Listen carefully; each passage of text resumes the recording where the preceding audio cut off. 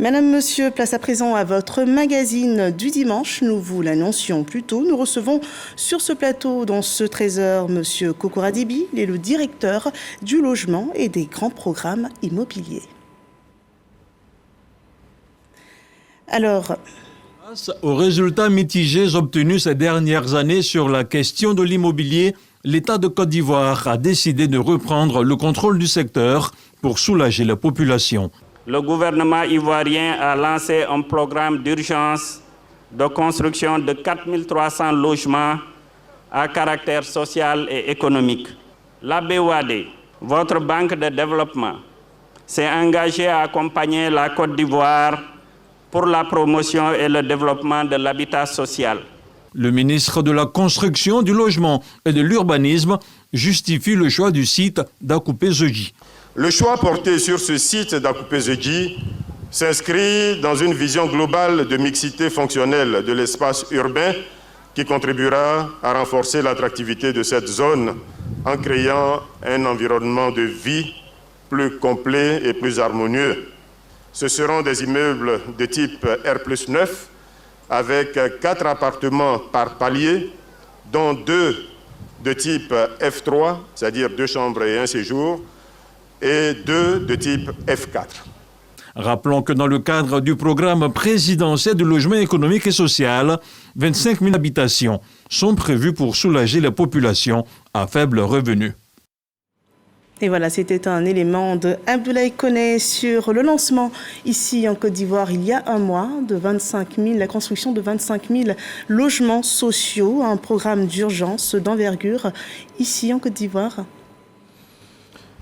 Alors, avant tout propos, je voudrais saisir l'occasion de cette émission pour remercier la RTI pour cette nouvelle opportunité d'échanger avec nos compatriotes sur la question spécifique du logement. Je vous remercier notamment au nom de Monsieur le ministre de la Construction, du Logement et de l'Urbanisme qui nous donne l'opportunité donc d'échanger avec vous sur ce sujet d'actualité. Alors, effectivement, vous l'avez dit, c'est un projet d'envergure, c'est un projet aujourd'hui qui nous permet de changer de cap dans la politique du logement, surtout que nous avons déjà mené depuis ces 10 dernières années, et qui nous permettra justement d'atteindre beaucoup plus efficacement la cible de ce programme présidentiel de logements sociaux, à savoir les ménages du secteur informel à revenus très faibles et réguliers, pour lesquels aujourd'hui l'État est totalement engagé à faire en sorte que ces ménages puissent avoir accès à un logement décent. D'accord. Vous avez tout à l'heure parlé de chronologie. Je vous prends au mot. Vous avez parlé d'un programme qui s'étend, qui dure depuis déjà une dizaine d'années. Donc en 2010, nous avons eu le lancement de la construction de 60 000 logements sociaux. 2016, lancement de 150 000 logements sociaux. Donc la demande s'accroît, les besoins également. Nous sommes en 2024. Une nouvelle formule est annoncée, la location-vente, location simple. Un programme national annoncé à Abidjan et à Msoukro, à San Pedro, Korogo, Bouaké, 25 000 logements sociaux, appartements sociaux dans un délai de 24 mois, alors que les premiers projets n'ont pas été totalement livrés aux souscripteurs. Est-ce qu'on peut déjà faire un bilan ? Alors oui, effectivement, pour parler de bilan, peut-être permettez que nous puissions faire un bref rappel sur quelques éléments qui permettront à nos téléspectateurs de comprendre mieux le sujet que nous abordons. Effectivement, en 2012, le gouvernement a lancé sous l'égide du chef de l'État un programme présidentiel de logement socio-économique avec l'ambition de réaliser d'abord 60 000 logements, puis l'objectif a été rehaussé à 150 000 logements en 2016. Et pour ce dispositif-là, l'État avait décidé d'opter pour un partenariat public-privé, donc dans lequel l'État avait essentiellement 3 grandes missions: financer la mobilisation des sites, financer la viabilisation primaire des sites qui étaient mobilisés, et puis contribuer à faire baisser le coût des logements à travers un mécanisme indirect de subvention, à travers des exonérations fiscales accordées aux promoteurs immobiliers.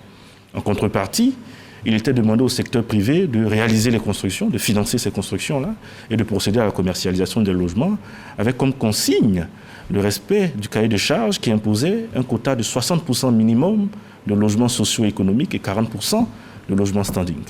Ce qui permet, en parenthèse, d'expliquer à nos populations pourquoi sur certains de nos sites, il peut y avoir des logements économiques ou de standing, parce que justement, cela permettait de combler les faibles marges qui étaient réalisées par les promoteurs sur le segment du social. Alors, ce dispositif a permis aujourd'hui à l'État de mobiliser à peu près 2000 hectares de réserves foncières dans tout le pays. Dans tout le pays, c'est notamment donc 2000 hectares de sites disponibles aujourd'hui. C'est notamment le cas à Songonk-Assemblée, nous avons mobilisé 439 hectares.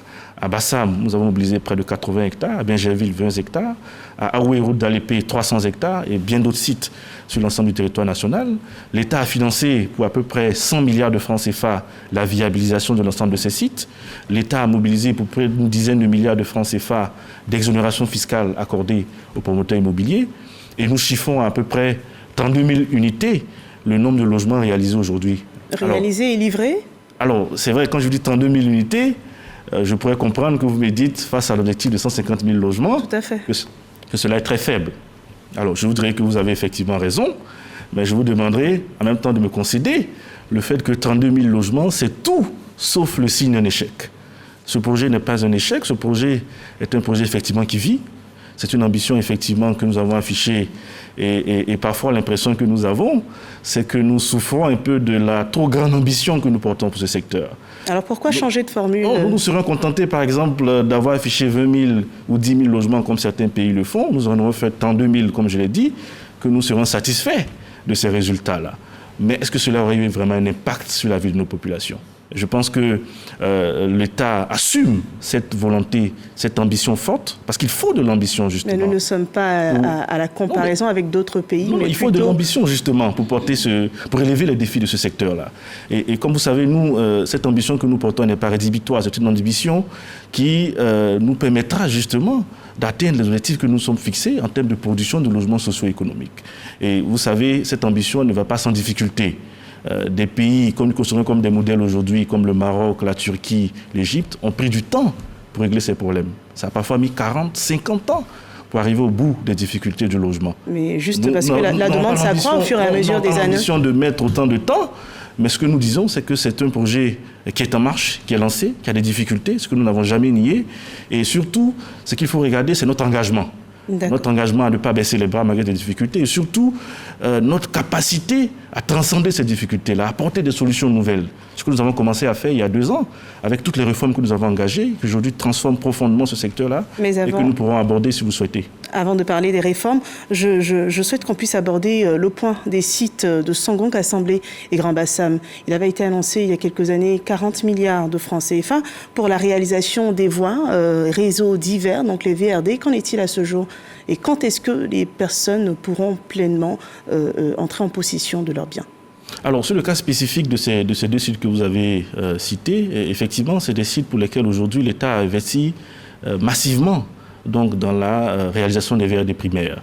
Aujourd'hui, nous estimons que ces sites sont à peu près à 95% pour le site de Songonk et 98% pour le site de Bassam, en termes de taux de réalisation de VRD primaires.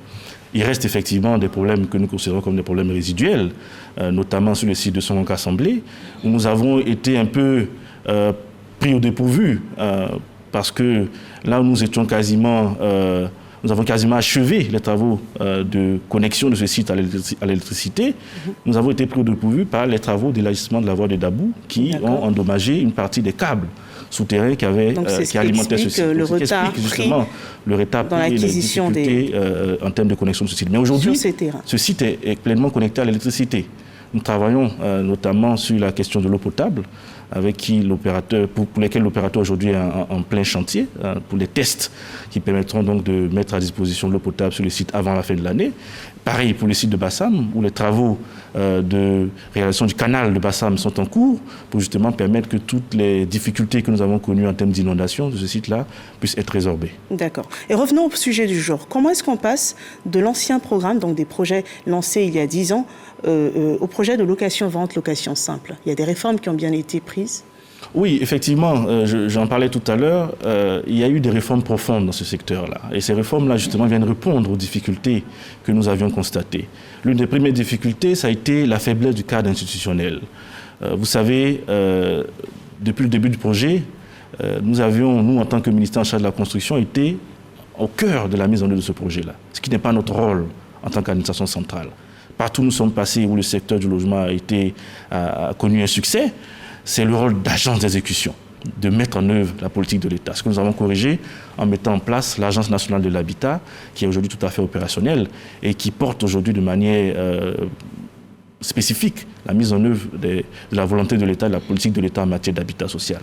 Nos difficultés que nous avions, c'était des difficultés relatives aux caractéristiques même des ménages. Oui. Vous aviez affaire à des ménages qui, pour 80%, étaient du secteur informel, donc des ménages avec des revenus irréguliers, des ménages qui, essentiellement, n'étaient pas bancarisés. Et il fallait donc trouver des mécanismes pour que les banques puissent accompagner ce type de ménages-là. Ce que nous avons fait avec la mise en place du Fonds de garantie du logement social. L'autre difficulté que nous avions, qui est la difficulté la plus importante, c'est la difficulté du financement. Aujourd'hui, réaliser 150 000 logements, c'est à peu près 6 500 milliards de francs CFA d'investissement, dont à peu près 1 000 milliards de ressources publiques pour prendre en charge les engagements de l'État en termes de financement de purge de droits coutumiers et de VRD primaires. Alors, 1 000 milliards de francs CFA, quand je vous dis que nous avons investi à peu près 100 milliards depuis le début de projet, vous voyez bien le gap qu'il y a. Il fallait combler ce gap, ce que nous avons fait en mettant en place la parafiscalité pour mobiliser des financements alternatifs au budget de l'État et pour soutenir donc la production de logements. D'autres réformes ont également été faites, dont la récapitalisation de la BHCI, la mise en place de la Commission nationale d'attribution. Et c'est justement pour mettre en musique toutes ces réformes que l'État a décidé de lancer ce projet d'urgence de 25 000 logements qui a été lancé donc par son Excellence Monsieur le Premier ministre le mois dernier et qui nous permettra de changer complètement de paradigme. Donc un nouveau projet de location-vente, location simple qui crée une rupture avec l'ancien fonctionnement.